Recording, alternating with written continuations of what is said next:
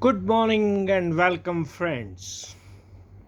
It gives me great pleasure to welcome all senior IT professionals, presidents, distinguished fellows, council members, corporate members, industry members, and other guests present today for the Industry Innovation Meet to discuss on the role of or type defense production as a tool of national development and stability. Friends, development and stability are key indicators of any rising, grown, enlightened, developed society. Both require strength. Development requires strength in terms of infrastructure and technology. Stability needs strength in terms of social, economic, political, and other relations like foreign relations. There is an old saying which says power flows from the barrel of a gun. Today the world is not world of guns but beyond, and this is basically the capabilities to defend all areas of nationalist interest, which means the strength to get its policies accepted. And in this, defense production can act as a vehicle of both development and stability. To understand or to get to the root of our topic, we will discuss it under introduction and background, role and importance of defense production, scope in defense production, key factors affecting growth of defense production, key areas of attraction for manufacturers, etc., and need of the hour with examples of some efforts made so far and some illustrations for selection beyond the defense production also, and conclude with our remarks. As we already discussed, defense is not just a system of physical security but also a tool of social, economic, political, and other policy developments, including foreign policy. As we said, the power flows from the barrel of a gun is a statement of real world. Here, nations with capability to create and provide these capabilities or guns are the leaders in the world. Gun here is a symbol of all that is covered under defense systems and capabilities to defend your interests. And here, defense production, we have said, can act as a vehicle of growth. To understand it, let us be clear that credibility of defense preparedness depends our preparedness to face the expected threats and counter likely enemy preparations in advance. This is also a factor needed to maintain element of surprise, which is a key strategic component of any defense. If you look at India from start till recent times, most production in defense in India has been in government sector, in PSUs, ordnance factories, research centers like DRDO, and associated other areas. But post privatization, many of these items have been opened for some private manufacturers also. But key is modern technologies, right? So this is not something which happened overnight. Our Indian philosophy, our Indian thinking, if you go back into ancient history of India or Bharat, rulers who were equivalent of government always encouraged private citizens to play a role in defense. In case of modern systems, they need more inputs in terms of computers and artificial intelligence, as can be seen from robotic soldiers and drones already being used, which have a far bigger role for private sector in defense production. Before we proceed further, there is a word of caution. India was probably better from many developing countries in the start. Even China was not ahead of India in the beginning. India put stress on development of heavy and medium industry, and we recognized our old capabilities in shipbuilding and indigenous areas and did our best. But somewhere in between, we lost this drive on indigenous development and resorted to imports. And this happened mainly for two reasons. First, the foreign relations, because we wanted to have good relations with all those who were powerful. And second was economy of scale, where cheaper things could be produced cheaper in bulk than doing it in small quantities, and which nations like Korea and others were already going ahead. The consequence of all this was that indigenous capabilities of development became subjugate to dependence on foreign systems. But now, after seeing the growth of China, its impact on world affairs, and recent happenings in Armenia and now in Afghanistan, we all have to recognize that production, indigenous development is the key to development and stability of India. To further substantiate it, let us look at the role of defense production in other countries. If you look at a survey of global defense producing countries, it shows that nations with best defense production are also economically strong and leaders in the world. They may have small populations and smaller geographical areas, but their capability to export defense systems makes them leaders in the world. Even in the bigger nations, look at the growth of China, which is just behind USA. This is an eye-opener. Rise of China has pushed Russia to a lower place, and Russia holds good only because of its sophistication in technology, advanced technology in equipment. Therefore, defense requires state-of-the-art equipment which comes from research, development, and production within the nation.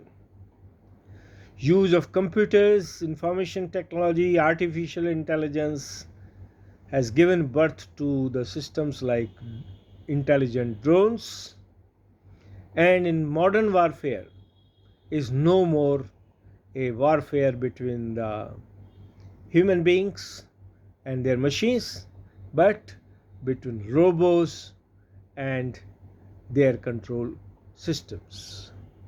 Therefore, deployment of drones and other technologies, which proved so well in conflict between Azerbaijan and Armenia and Israel and Palestine, is an example which should awaken every Indian to look for indigenous development. Also, the future battlefields for which the advanced nations are already developing robo soldiers and intelligent systems will no more be the wars, conventional wars. These will be fought by human like robo soldiers who will be immune to biological, psychological, and even nuclear impacts, and hence will be far more devastating and dangerous for the mankind. Therefore, the need is for preparation by all government and private sectors, people including citizens and institutions, to give proper attention to the needs of defense production and move forward.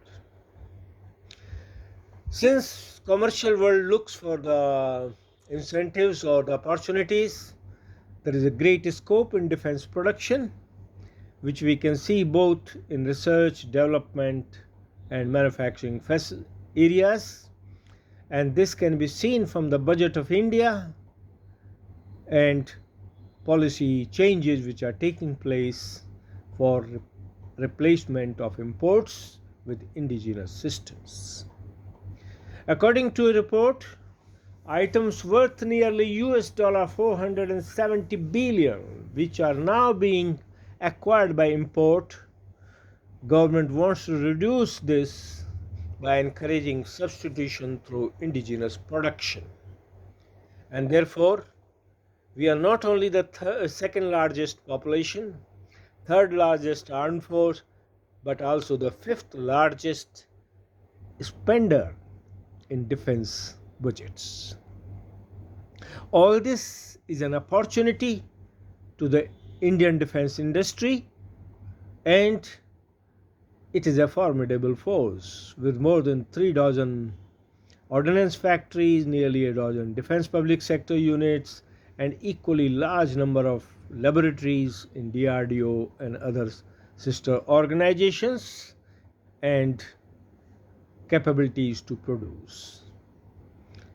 Towards this, launch of INS Vikrant recently and deployment of anti-drone defense systems, which DRDO could provide in short time with the help of private industry, are eye-openers and indicators of what lies ahead in defense production in India. Therefore, defense manufacturing has been witnessing and can continue to witness continuous rise. And since procurement policies, procedures are also being made proactive and suitable for growth of private sector, participation of private sector in defense production can be a game changer. For example, in 2020, India imported $463 billion hardware software, and it rose to close to $470 billion in 2021. India will now like to reduce these imports, and if not 100%, at least 70%, to be substituted by indigenous development at least by 2025, which is not very far. Therefore, this requires indigenous research, development, and production, and presents an opportunity to enhance indigenous production in India.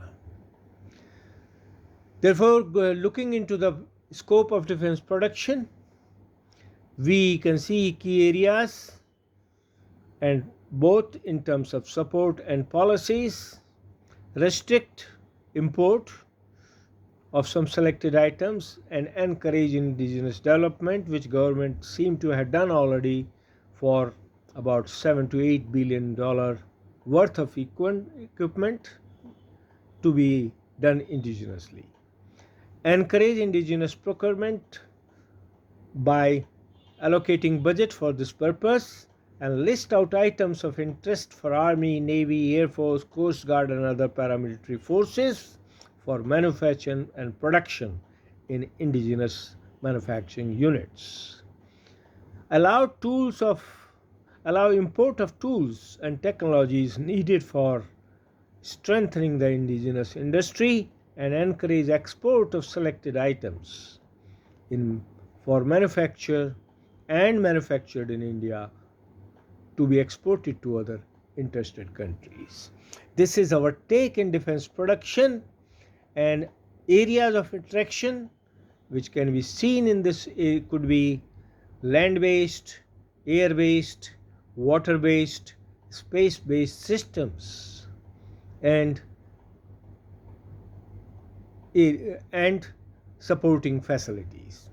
In this, one limitation is of technology and resources, and this gap needs to be filled with the state-of-the-art development facilities which should be allowed. Therefore, need is to undertake R&D to support indigenization of stores to be replaced, develop better equipment systems and solutions for Army, Navy, Air Force, etc., create hardware and software to export to those who need it. This will give an incentive. This also opens possibilities for research and development of solutions in artificial intelligence and computer-based systems like land-borne, airborne, seaborne applications, drones, etc. Automation of processes for enhancing research and production and manufacturing and supply, etc. According to one report, India has set a target of $25 billion export through defense production as well as for supply to armed forces. Of this, around 5 billion is expected to be exported. Therefore, defense production and export promotion policies, which have been now dovetailed to bolster local production and systems, acts as a dynamic, robust, competitive tool for defense industry. We should all remember that the three supporting systems, the infrastructure, the technology, the manpower, which we had discussed earlier also, need to be state of the art, and if necessary we can acquire some from outside for enhancing our capabilities. But more important are policies which now are going, because it was the policies which killed the initial efforts which are made in the heavy industry and medium industry, and even development of organizations like semiconductor organizations which were developing materials and components like SCL. But even enhancement of investment through FDI. But there are dangers. We have to ensure that FDI does not become a tool of foreign subjugation again, as it happened earlier. British showed us their systems first and then became our masters. Keeping all this, we need to understand there are requirements of stability and development. There are weaknesses and threats despite opportunities and strengths for India, which defense production can take advantage of, help in national and international stability. By recognizing current national and international environment, we can evolve our policies which are already growing and choose the best path for fast tracking the development of growth in India. We in the past, while we are talking so much, we in the past had done a lot of work in these areas like telepathy, computer-aided systems, biosensors, electronics and defense, electro-optic warfare systems, beam weapons, marketing of defense products, and evolved models for brain-mind consciousness systems, auto-regenerating operating system, worked on human re-engineering, on suggested development of soft biological tools for countering cyber attacks, and used divine energy, Kundalini energy, for making our people capable of facing onslaughts of threats like corona in future. To illustrate what we have said, we have some models here. This is the brain-mind model, which can be used for developing the hardware, for a brain-like hardware, which will be modular. And as we can see, there is a layer of control units in thalamus, hypothalamus, amygdala, pituitary, etc., etc. We can develop a mind-like operating system because it is the brain and mind together which acts like a computer hardware and software. But the key factor in human system or living systems is subconsciousness, which works as unconscious, subconscious, conscious, superconscious, and gives birth to capabilities like perception, cognition, motor and memory functions, which can be used to develop auto-regenerative operating system, which will be a model of operating system for a human-like robo in the future on that. For soft biological oriented tool can act as threat identification detection system, analysis and countermeasures system, intelligent decision support system, act as a threat reduction and neutralization system, and still keep the storage of threat data for future safeguard. Human reengineering or making artificial organs, systems, and human beings. This is an example of REX where the universities work together to develop a human like system. These are the body systems like kidney, liver, intestines, lungs, etc., which are already developed but still need to be made capable, and India can take advantage of it. There are artificial limbs, eyes, kidney, heart, skin, brain, etc., which are already developed but need to be made more human like or more living like to be adopted into the real world. Neuron has been developed, sensing devices like eye, ear, nose have been developed, telepathy work has been going on. All these, when these will be taken over by Indian systems with Indian knowledge of cognitive systems, of spiritual systems, we can do wonders by adopting these for defense production or production in India on that. This is an example of use of brain waves for telepathy, and here is a system which can replace the wireless communication uh, in time of need and use telepathy as communication as our yogis, mahayogis, and spiritual leaders used to do in the past on that. Therefore, to conclude, defense production is the key for economic, social, and other developments.